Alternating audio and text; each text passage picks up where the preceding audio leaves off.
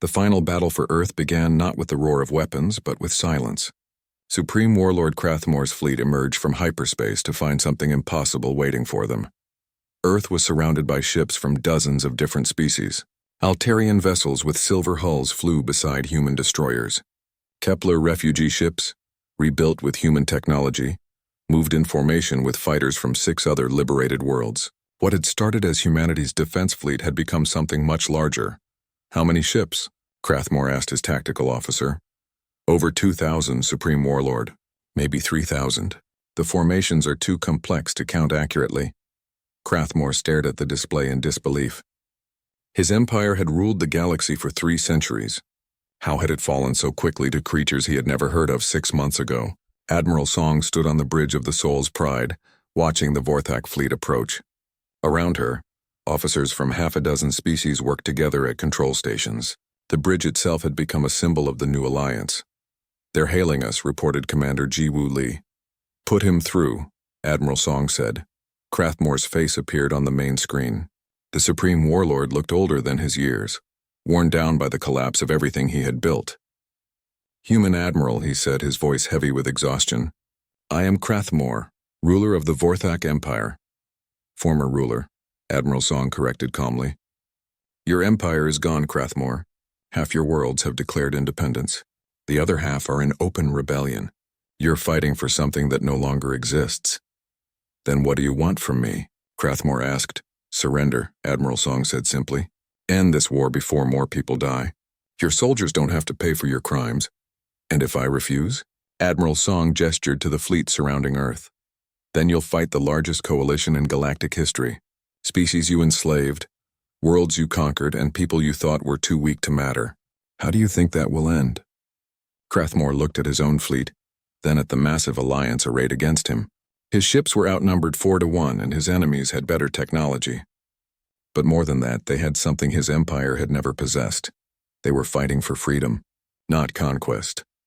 "I have one condition," Krathmor said finally. "You're not in a position to make conditions," Admiral Song replied. "My soldiers," Krathmor continued. "Many of them are just following orders. They don't deserve to die for my mistakes. Promise me they'll be treated fairly." Admiral Song considered this. Around her bridge, alien officers whispered translations to their crews. The gesture surprised many of them. They had expected Krathmor to fight to the death, not worry about his subordinates. "Your soldiers will be judged based on their individual actions," Admiral Song decided. "Those who committed war crimes will face trial. Those who were just following orders will be given the chance to build new lives. And me? You'll stand trial for genocide, slavery, and the destruction of entire civilizations. But you'll get a fair trial, which is more than you gave your victims." Krathmor nodded slowly. "I accept your terms." The Supreme Warlord's surrender broadcast across the galaxy within hours. On worlds throughout Vorthak space, the news sparked celebrations that lasted for days. Species that had been slaves for generations suddenly found themselves free, but the real work was just beginning. Ambassador Jiho Park, who had started this conflict by appearing weak before the Galactic Council, now found himself coordinating the largest diplomatic effort in galactic history. "We need to establish a new government structure," he told the assembled representatives of 43 species. "Something that protects everyone's rights without giving any one group too much power." The negotiations took months. Each species had different needs, different cultures, different ideas about how the galaxy should work. Some wanted revenge against the Vorthak. Others wanted to simply be left alone. A few worried that humans would just become the new empire. Captain Subin, one of the youngest officers in the human fleet, was assigned to help coordinate the peace talks. She represented a generation that had grown up knowing about aliens, knowing about the wider galaxy, and knowing that cooperation was better than conquest. "The old council was ruled by fear," she told the assembled delegates. "The Vorthak Empire was built on domination. We have a chance to build something better, a system based on mutual respect and shared prosperity." Dr. Yoon-Young Lim contributed by sharing human technology freely with all Alliance members. "Knowledge belongs to everyone," she declared. "The more we share, the stronger we all become." Her non-lethal weapons technology was particularly popular. Many species wanted to defend themselves but had no desire to become killers. Dr. Lim's energy disruptors allowed them to stop, Attackers without taking lives. The trial of Crathmore became a symbol of the new order. Instead of a show trial or summary execution, the former Supreme Warlord was given genuine legal representation and a fair hearing. The evidence against him was overwhelming, but the process was conducted with dignity. "We could have killed him on the battlefield," General Minho Park told reporters. "We could have executed him after his surrender. Instead, we're showing the galaxy that justice is better than revenge." Elder Velton, the last Kepler refugee, testified at the trial. 47 years ago, this being ordered the destruction of my world. 6 billion people died because they refused to kneel. But I do not want his death. I want his crimes remembered so they never happen again. The trial lasted 6 months and ended with Crathmore's conviction on multiple counts of genocide. His sentence was life imprisonment, to be served helping to rebuild worlds his empire had destroyed. Meanwhile, the new Galactic Federation was taking shape. Unlike the old Council, which had been dominated by the most powerful species, the Federation gave equal representation to all members. Earth became the capital not because humans demanded it, but because the other species chose it. "Earth is the perfect choice," explained Zarkan, the former Altarian slave who had become his people's representative. "It's the world that taught us to fight for freedom. It's also the world that taught us to show mercy to our enemies." Admiral Song was elected as the first Supreme Commander of the Federation Defense Force. Her job was to protect member worlds and help liberate any remaining Vorthak territories. "We're not conquerors," she told her mixed species crew during their first mission briefing. "We're liberators. Our job is to give people the choice to be free, not to force them to join us." Captain Boram Shin, who had lost her family to Vorthak raiders, found a new purpose working with refugee resettlement programs. "I spent years wanting revenge," she said, "but helping people rebuild their lives feels better than destroying their enemies." The transformation wasn't easy. Some species struggled with the concept of democracy. Others had ancient grievances against their neighbors that had nothing to do with the Vorthak.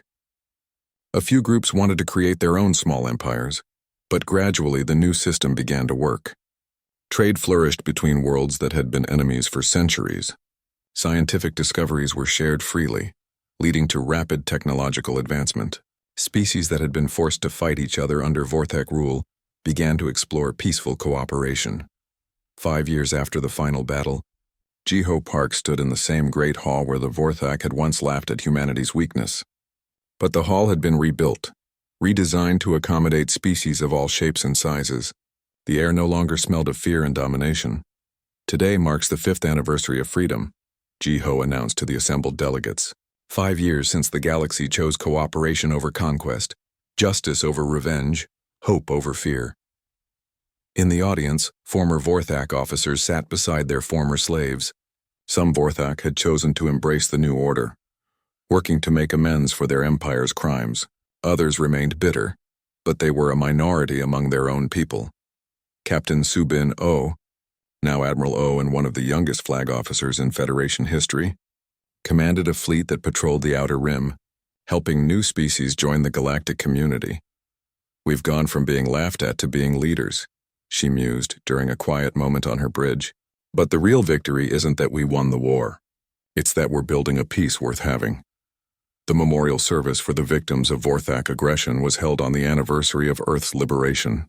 Representatives from every Federation world gathered to remember the billions who had died under the Empire's rule. The memorial itself was a work of art, created by dozens of species working together. It showed not the horror of war but the hope of peace. Figures from every world in the Federation stood together looking toward the stars. The inscription was written in every known language. "They laughed at us until we stood together. Now we stand as one." Elder Velton, now over 100 years old but still sharp, spoke at the ceremony. "My people are gone," he said. "But their dream of a peaceful galaxy lives on in every world that chooses cooperation over conflict." As the ceremony ended and the delegates returned to their ships, the galaxy seemed different than it had been just 5 years before. The darkness of empire had been replaced by the light of cooperation. Species that had never known freedom were learning to govern themselves. Young people grew up expecting peace, not war. The news of the fleet's destruction reached the Vorthak homeworld 3 days later. Supreme Warlord Crathmore, ruler of the Empire for over 200 years, stood in his war room staring at the report. His massive claws scraped against the metal table as he read the impossible words. Defeated? Crathmore's voice was like thunder in the underground chamber. My entire advance fleet was defeated by primitives? General Zorketh, his chief military advisor, kept his head low. Yes, Supreme Warlord. The survivors speak of human ships appearing from nowhere, technology beyond our understanding, weapons that cut through our armor like it was air. Survivors, Crathmore repeated dangerously. Gorthek still lives? Yes, Supreme Warlord. He is in human custody along with 10,000 of our warriors. Crathmore's roar shook the entire complex. Windows cracked and smaller officers fell to their knees in terror. In 200 years of conquest, no Vorthak fleet had ever been defeated. The humans had done more than win a battle. They had shattered the Empire's reputation. Mobilize the Grand Armada, Crathmore commanded. Every ship, every weapon, every warrior. I will personally lead them to this earth and burn it to ash. Sir, General Zorketh hesitated. Perhaps we should study the reports first. Learn how they defeated us before. Crathmore's claw swept across the table, sending reports flying. No, there will be no study, no caution, no delay. The humans have humiliated the Empire. They must die for that insult. But while Crathmore raged on his homeworld, humanity was not waiting for the next attack. Admiral Song had learned something valuable from the captured Vorthak computer systems, the location of every major military base in the Empire. In a secure briefing room on Earth, Admiral Song met with her senior officers in the War Council. Maps of the galaxy filled the walls, showing Vorthak territory in red and neutral worlds in blue. We can't just sit here and wait for them to attack again, Admiral Song said. They'll come back with everything they have, but we have an advantage they don't know about. General Minho Park, Jiho's brother and commander of Earth's ground forces, studied the star charts. What kind of advantage? Intelligence, replied Dr. Yoon-Young Lim, the lead scientist who had been working on new weapons. We know where their bases are, how their ships work, and most importantly, we know they don't expect us to attack them. Captain Boram Shin leaned forward. You're talking about taking the fight to them? Attacking the Empire directly? Not just attacking, Admiral Song said. Liberating. The Vorthak rule through fear. They control dozens of species that hate them, but are too afraid to rebel. If we show that the Empire can be beaten, those species might join us. Commander Jiwoo Lee pulled up detailed scans of Vorthak space. Our intelligence says they have 12 major military bases. Each one controls a sector of their territory. If we hit them all at once, we cut the head off the snake, General Park finished. But those bases are heavily defended. Each one has hundreds of ships. Not anymore, Dr. Lim said with a smile. Remember, they just sent their advance fleets to attack Earth. Many of those bases are operating with skeleton crews while they mobilize for the next invasion. Admiral Song activated a holographic display showing the Empire's structure. This is Operation Thunderstrike. We divide our fleet into 12 strike groups. Each group hits a different base at exactly the same time. Fast, hard, and surgical, we destroy their military capacity before they can organize a response. What about the Grand Armada Crathmore is assembling? Captain Boram asked.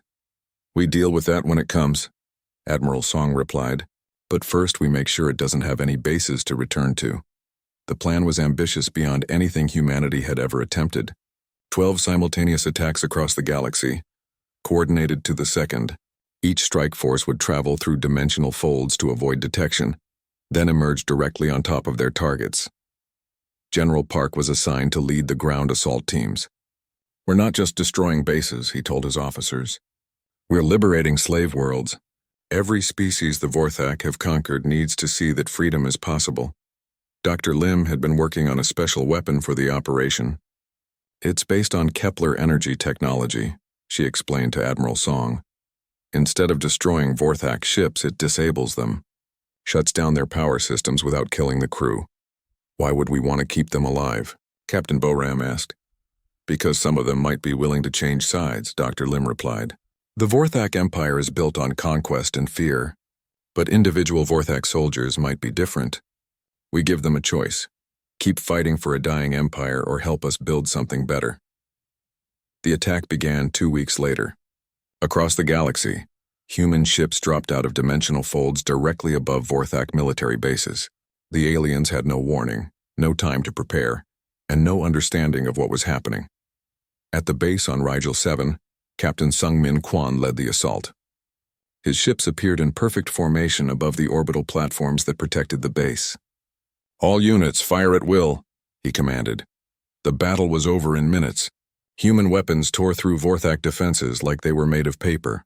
The base's command center exploded in a ball of fire, and the orbital platforms crumbled into space debris. But Captain Kwan's real target was the planet below. Rigel 7 was home to the Altarian people, a species that had been enslaved by the Vorthak for 50 years. When human troops landed in their cities, the Altarians thought it was another invasion. "We're not here to conquer you," General Park's soldiers told them in their own language. "We're here to set you free." The same scene played out across 11 other worlds. Vorthak bases exploded under human weapons while enslaved species watched in amazement. Many couldn't believe what they were seeing. The mighty empire was being destroyed by creatures they had never heard of. On the Vorthak homeworld, reports flooded in faster than Krathmore could read them. "The base at Vega 3 is gone," General Zorketh reported. "Also the shipyards at Arcturus, the command center at Capella, and the training facility at Procyon." "How many?" Krathmore demanded. "All of them, Supreme Warlord. All 12 bases attacked simultaneously. The humans somehow coordinated strikes across the entire galaxy." Krathmore's face went pale. Without those bases, his empire was crippled. Worse, the attacks had freed dozens of slave worlds. Species that had served the empire for centuries were declaring independence. "The humans are offering alliance to every species we've conquered," Zorketh continued. "They're promising protection from retaliation. Many worlds are accepting." "Then we strike now," Krathmore snarled. "Forget the Grand Armada. We take every ship we have and destroy Earth before this rebellion spreads further." But assembling the remaining fleet took time, and humanity wasn't idle. Admiral Song had sent diplomats to every freed world, offering technology, protection, and partnership. Dr. Lim shared her non-lethal weapons with species that wanted to defend themselves without becoming killers. On Altaris, General Park worked with the local government to establish defenses. "The Vorthak will try to retake this world," he warned. "We'll help you prepare, but ultimately freedom is something you have to fight for yourselves." The Altarian leader, a tall creature with silver scales, nodded gravely. "Our people remember freedom. We will not let them take it from us again." Similar conversations happened on every liberated world. Species that had been enemies for centuries found common ground in their hatred of Vorthak oppression. The human strategy was working. Instead of facing the Empire alone, they were building a coalition. Captain Boram's ship intercepted Vorthak communications during one of their rescue missions. "They're calling it the Great Rebellion," she reported to Admiral Song. "Krathmore is promising to kill every human in the galaxy and enslave every species that helped us." "Let him threaten," Admiral Song replied. "Fear is all he has left, and fear loses its power when people have hope." When the Vorthak fleet finally departed for Earth, it was smaller than Krathmore had planned. Many ships had been destroyed in the base attacks. Others were trapped defending worlds that were under siege by their own former slaves, but it was still a massive force. 800 warships under the personal command of the Supreme Warlord himself. As they traveled toward Earth, Krathmore received more bad news. "Sir," his communication officer reported, "we're detecting human ships in our home system. They're broadcasting surrender demands to our remaining forces." "Impossible," Krathmore said. "All their ships are defending Earth." "Apparently not, sir. The humans seem to have more ships than we thought." Krathmore realized with growing horror that he had made a terrible mistake. While he was gathering his fleet to attack Earth, the humans had been building alliances across the galaxy. They weren't just defending one world anymore. They were leading a rebellion that threatened to tear his empire apart. "How many ships do they have?" he demanded. "Unknown, sir. They keep appearing from nowhere. But intelligence suggests they have at least as many ships as we do, possibly more. And they're all more advanced than ours," Krathmore said bitterly. "We're not going to conquer Earth. We're going to fight for our lives." As the Vorthak fleet approached Earth for the final battle, they were no longer the unstoppable force that had terrorized the galaxy. They were desperate survivors of an empire that was crumbling around them. Space itself began to tear apart around Earth. What looked like empty darkness suddenly rippled like water, and massive shapes began to emerge from hidden dimensions. The Vorthak fleet watched in growing horror as their easy conquest became something else entirely.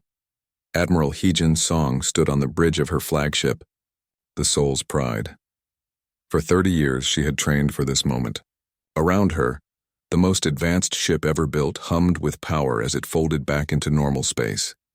"All ships report ready, Admiral," said Commander Jiwoo Lee from her tactical station. "The fleet is in position." Through the view screen, Admiral Song could see the Vorthak invasion force. 300 ships that had seemed unstoppable moments before now looked small and outdated compared to the human vessels emerging around them. The Soul's Pride was twice the size of the largest Vorthak ship. Its hull gleamed with Kepler metal that could repair itself if damaged. Energy coursed through weapon systems that combined human military thinking with alien technology, far beyond anything the galaxy had ever seen. "Captain Boram Shin." "Report," Admiral Song said into her communication system. "All weapons charged and ready," came the reply from Boram's ship. "The Kepler's revenge. My crew is eager to begin, Admiral." Boram had personal reasons to hate the Vorthak. Her family had been living on one of Earth's outer colonies when Vorthak raiders attacked 5 years ago. The colony was too small for the Empire to bother conquering, so they had simply destroyed it for practice. Boram was the only survivor. Across the fleet, similar stories motivated the human crews. These weren't professional soldiers fighting for money or glory. They were people defending their home and honoring the memory of the Kepler refugees who had trusted them with their technology. On the Vorthak flagship, Fleet Commander Gorthek stared at the sensors in disbelief. "Where did they come from?" he demanded. "Those ships are massive." "How did we not detect them?" "Sir," Veltar replied, his voice shaking, "our sensors show human energy signatures, but the technology readings don't match anything in our databases.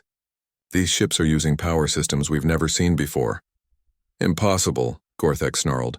"Humans are primitive. They barely reached their own moon 50 years ago. Sir, I'm reading weapon signatures that exceed our own heavy battleships, and their hulls. The metal isn't showing up properly on our scans. It's like it exists in multiple dimensions at once."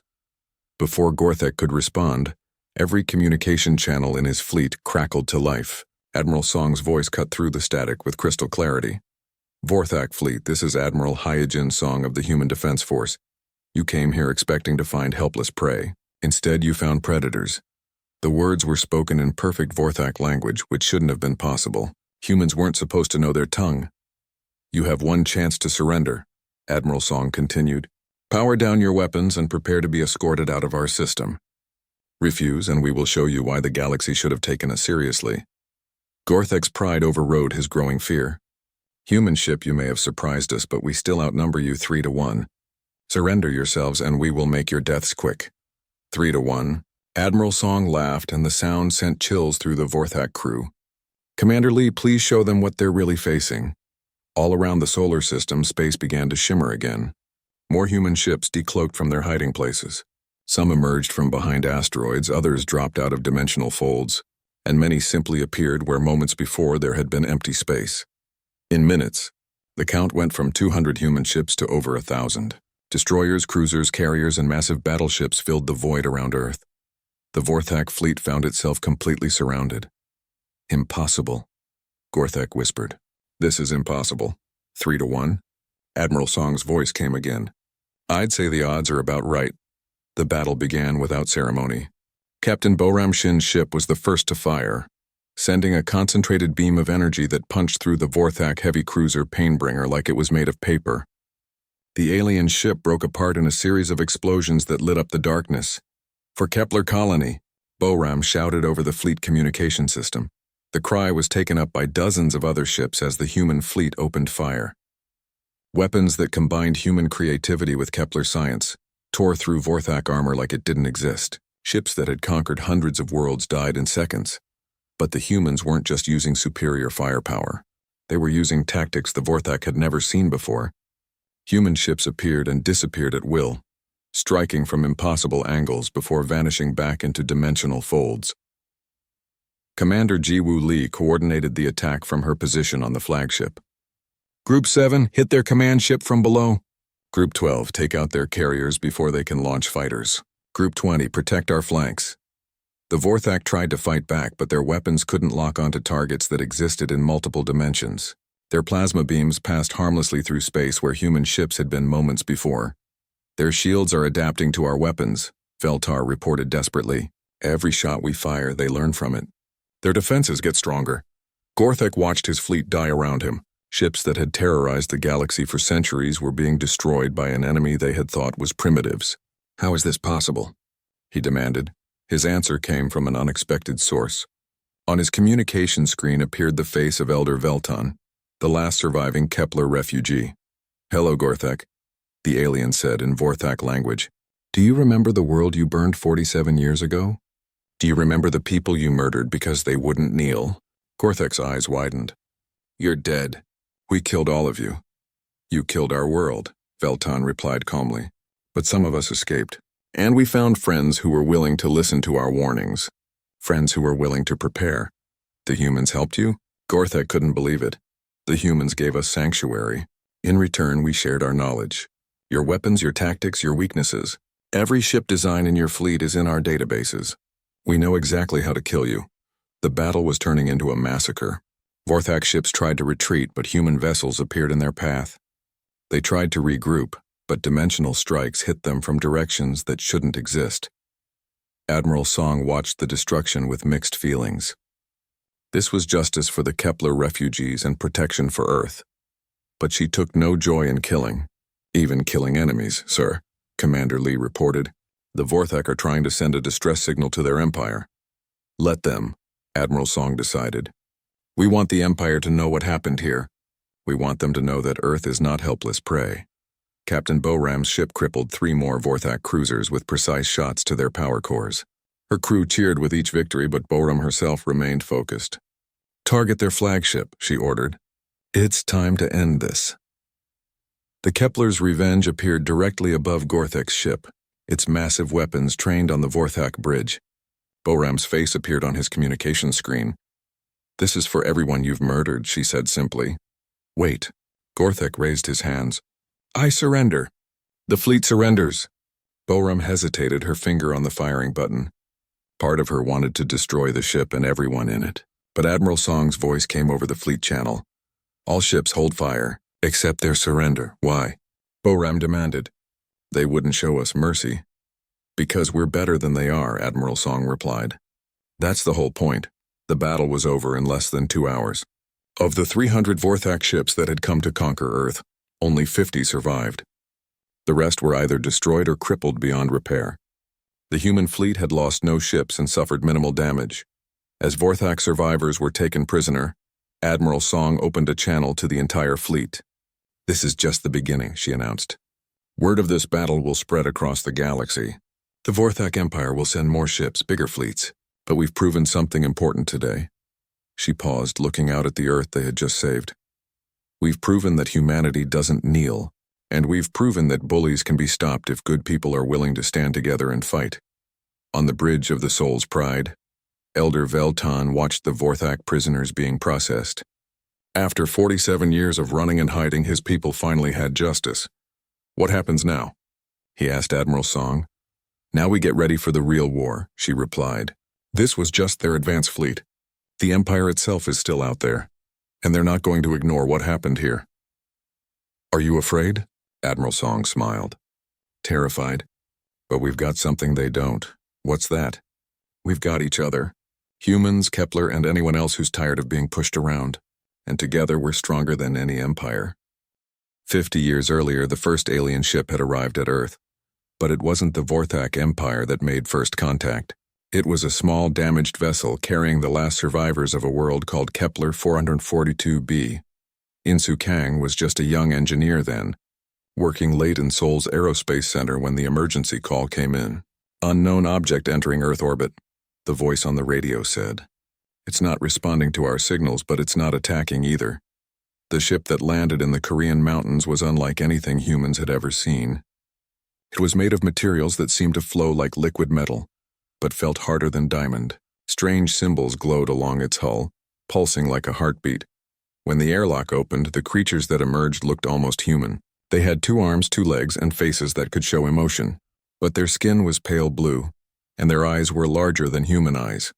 They moved slowly, carefully, like people who had been hurt very badly. The leader of the group was called Elder Veltan. He spoke through a device that translated his words into perfect Korean. "Please," he said, "we need help. We are the last of our people." Insu was one of the first humans to learn their story. The Kepler refugees came from a world much like Earth, orbiting a star 65 light-years away. They had built a peaceful civilization based on science and art. They had never known war or hatred. Then the Vorthak Empire found them. They came with 1,000 ships. Elder Veltan explained to the small group of humans who knew the secret. "We had no weapons, no armies.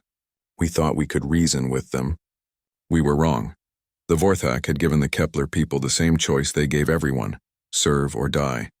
When the Kepler refused to become slaves, the Vorthak burned their world from orbit. Cities that had stood for thousands of years turned to ash in a single day.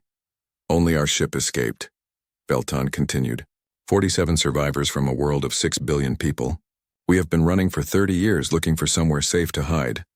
Yujin Han, a young scientist working with Insu, asked the question everyone was thinking. "Why Earth? How did you find us?"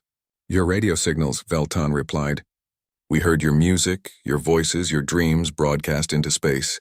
You reminded us of who we used to be before the Vorthak found us."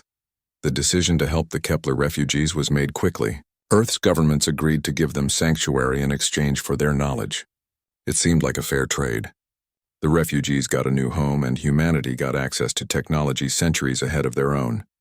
But Elder Veltan had a warning. "The Vorthak will find you eventually," he said. "They always do. Your radio signals travel across the galaxy. Your presence grows stronger every year. When they come, you must be ready." That was how the secret project began. Officially, it was called the Deep Space Research Initiative. In reality, it was humanity's preparation for war. Insu became the lead engineer for the most important project in human history. Working with Kepler technology, he began designing ships that could fight the Vorthak Empire. Not just survive an attack, but actually win. The first challenge was building the ships without anyone noticing. Earth's space program became a carefully crafted lie. Every failed Mars mission actually delivered supplies to hidden construction sites in the asteroid belt. Every delayed space station was really a weapons platform being built in secret locations. Yujin Han worked on combining human and Kepler technology. The aliens had amazing tools, but humans had something the peaceful Kepler had never developed: weapons. Yujin learned to merge Kepler energy systems with human military thinking. "We can make their shields stronger," she explained to Insu during one late-night work session. "But we can also make them into weapons. A shield that can become a ram. A power core that can overload on command." The most important breakthrough came when they cracked the secret of dimensional storage. Kepler ships could fold space around them, becoming invisible to normal sensors. More importantly, they could hide entire fleets in pocket dimensions. Seokjin Ryu was in charge of keeping the project secret. His job was to make sure the Vorthak spies never learned about humanity's real preparations. Every leak had to be plugged. Every rumor had to be stopped. "We know they're watching us," Seokjin told his security team. "They have agents in our governments, our militaries, our space programs. But they're looking for the wrong things." The Vorthak spies saw exactly what humanity wanted them to see: a primitive species with chemical rockets and basic weapons. They never suspected that the real fleet was being built in dimensions they couldn't even detect. For 50 years, the work continued. In secret shipyards hidden throughout the solar system, human workers built vessels that combined the best of both species. The ships were larger than anything the Vorthak had ever seen, powered by fusion cores that burned like trapped stars. Admiral Hee-jin Song was chosen to command the fleet when it was ready. She had grown up knowing about the Kepler refugees and the coming war. Her entire life had been preparation for the day when Earth would have to fight for its survival. "How many ships do we have?" she asked Insu during her final briefing. 200 warships, Insu replied, each one more powerful than a Vorthak heavy cruiser. Plus support vessels, carriers, and mobile shipyards. Crew, 3 million volunteers, all trained on Kepler simulators. They know what they're fighting for. Yujin looked up from her technical reports. "The technology integration is complete. Our weapons can punch through Vorthak armor like paper. Our shields can withstand anything they can throw at us. Our engines can outrun their fastest ships. And they have no idea we exist? Admiral Song asked. Seokjin nodded. As far as they know, we're still using chemical rockets and metal bullets. Their spies report that our entire space fleet consists of maybe 50 primitive ships. Elder Velton, now very old but still alive, had one final gift for humanity. My people were peaceful, he said. We never learned to fight. But we learned to remember. Every Vorthak ship design, every weakness, every tactical pattern is recorded in our databases. Use this knowledge well. The plan was elegant in its simplicity. Earth would appear helpless, drawing the Vorthak into an easy conquest. When they arrived expecting no resistance, they would face the most advanced fleet in the galaxy. They'll bring everything, Admiral Song predicted. The Vorthak don't like surprises. They'll send enough ships to crack a planet just to make sure. Good, Insu said. We want them confident. We want them laughing at us right up until the moment we reveal ourselves. As the years passed, the secret grew heavier. Millions of people worked on the project, but none of them knew the full scope. Engineers thought they were building mining equipment. Pilots thought they were training for asteroid missions. Only a few hundred humans knew the truth. When Ji Ho Park and So Min Lee traveled to Nexus Station, they carried the weight of 50 years of preparation. Their job was to make the Vorthak believe Earth was helpless. They had to be convincing because everything depended on it. The Kepler refugees watched the final preparations with mixed emotions. They would finally have justice for their destroyed world, but they also knew that once the fighting started, there was no going back. The galaxy would never be the same. Are you ready? Elder Velton asked Admiral Song on the day before the Vorthak fleet arrived. We've been ready for 50 years, she replied. Now it's time to show them what happens when you underestimate humanity. In hidden shipyards across the solar system, 200 warships powered up their engines. The human defense fleet was about to reveal itself to a galaxy that had forgotten what real strength looked like. 6 months had passed since the meeting at Nexus Station. The Vorthak Empire kept their word about giving Earth 1 year, but they spent that time building the largest invasion fleet in their history. Fleet Commander Gorthek wanted this conquest to be remembered forever. His flagship, the Death of Hope, emerged from hyperspace at the edge of Earth's solar system. Behind it came 300 warships, each one bigger than anything humanity had ever built. The fleet stretched across space like a metal storm cloud, blocking out the stars. Look at this pathetic system, Gorthek said to his officers on the bridge. One small yellow star, a few rocky planets, and some gas giants. The humans couldn't even build colonies on their neighboring worlds.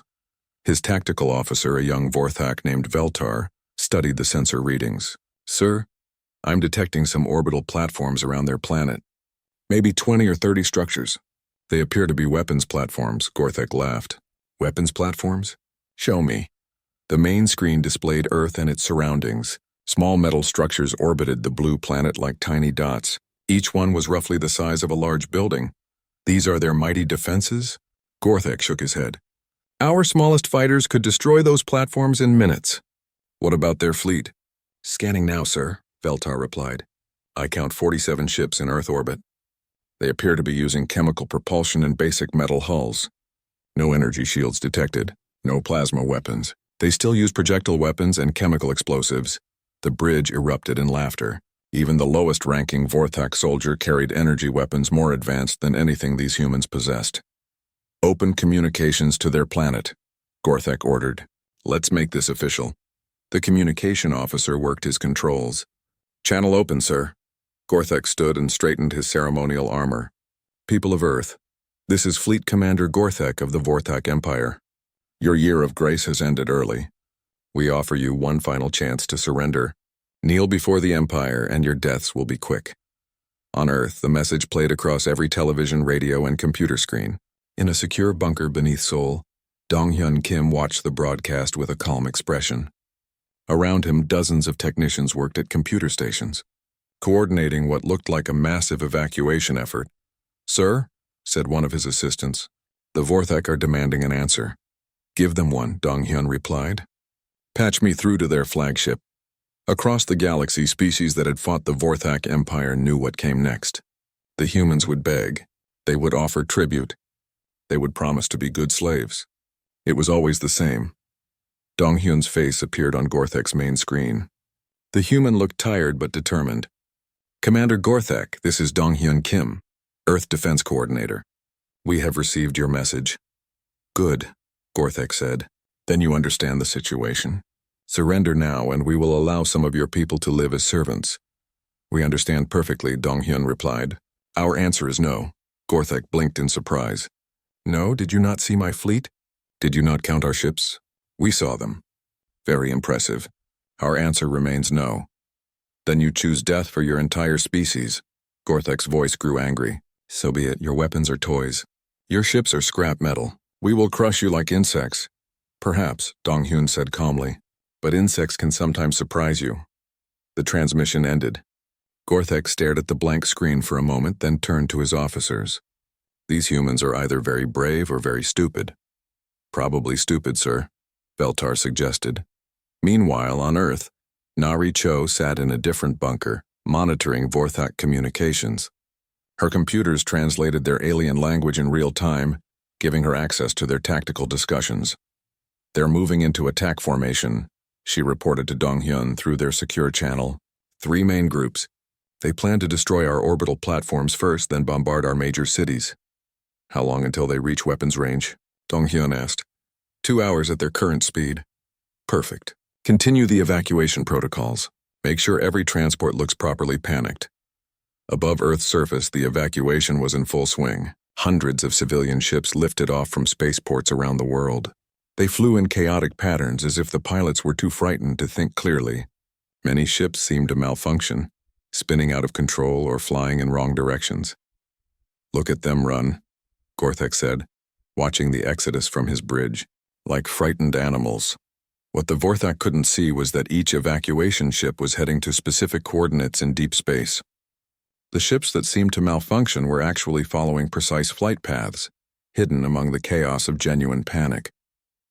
Taemin Jung stood on the observation deck of one such transport. Around him, families held each other close, believing they were fleeing to refugee camps on Mars. They had no idea their ship was actually heading to a position 70 million kilometers away, behind Jupiter's largest moon. How much longer? Asked an elderly woman beside him. Not long, Taemin assured her. We'll be safe soon, he wasn't lying. In a few hours they would indeed be safe, just not in the way they imagined. Back in Earth orbit, the small human fleet took defensive positions around the planet. The ships looked primitive compared to Vorthak technology, but their crews showed no sign of retreat. Captain Hyun-Woo Bae commanded the lead vessel, a converted mining ship with weapons welded to its hull. All ships, this is Captain Bae, he broadcast to the human fleet. Remember, we just need to hold them for 2 hours. Make them think we're putting up our best fight. Understood, sir, came the replies from 46 other ships. The Vorthak fleet approached slowly, savoring their moment of victory. They had no reason to hurry.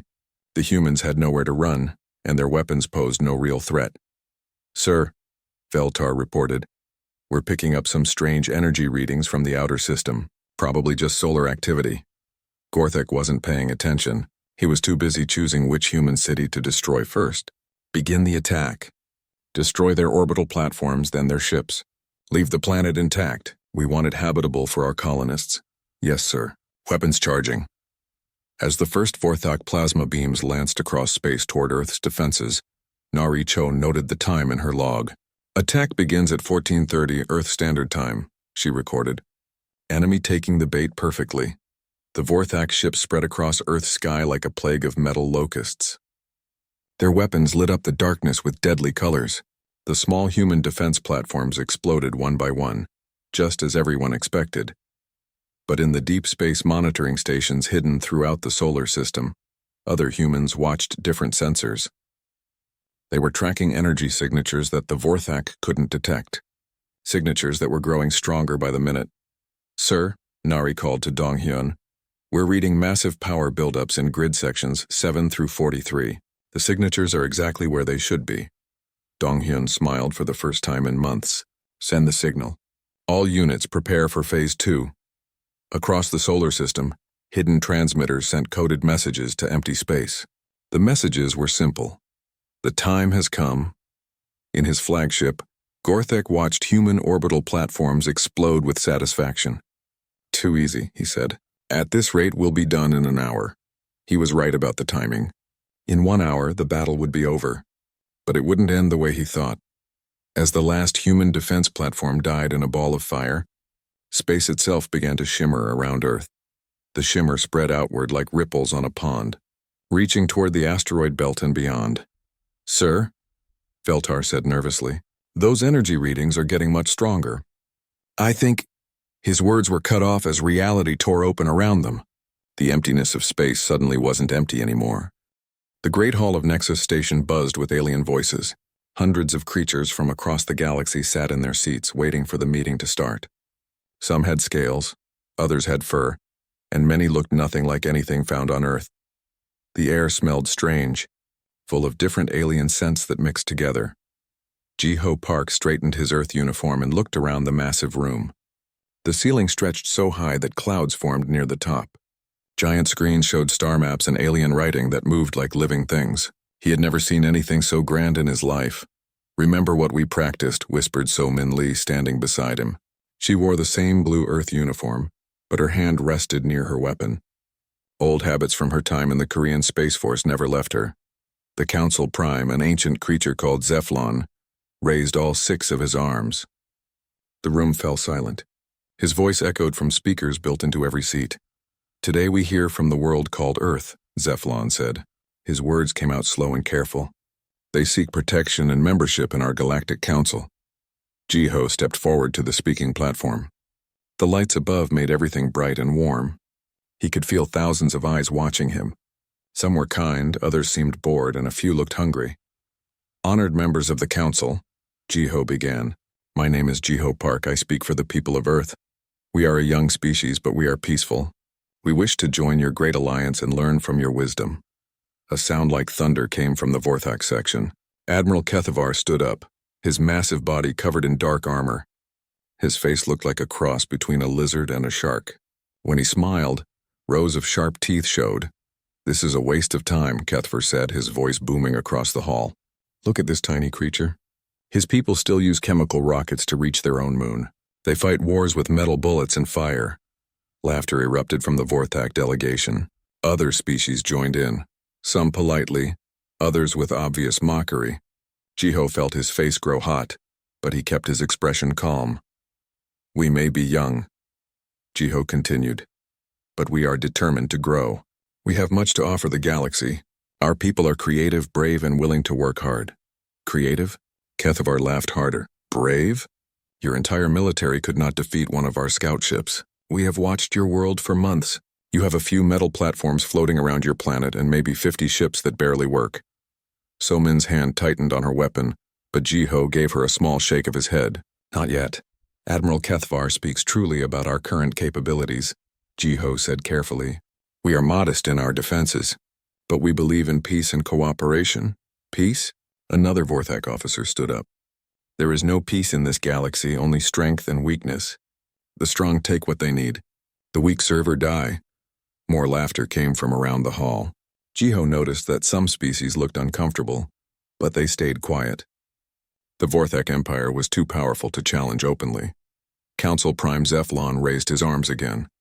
"The Council will now vote on Earth's petition for membership and protection." The voting began immediately. Red lights appeared above each delegation's section. Red meant no. Ji-Ho counted them as they lit up. 1, 5, 10, 20. The pattern was clear. Fear ruled this council, not justice. "The vote is complete," Zephlon announced sadly. "The petition is denied." Kethavar stood again, his armor clanking. "Creatures of Earth, let me give you some free advice. Your world sits in a very nice location. Rich in metals, good water, pleasant climate. The Vorthak Empire has decided to absorb your planet into our territory." "You mean invade," So-Min said, stepping forward. "I mean absorb," Kethavar repeated. "Your people can serve us or they can die.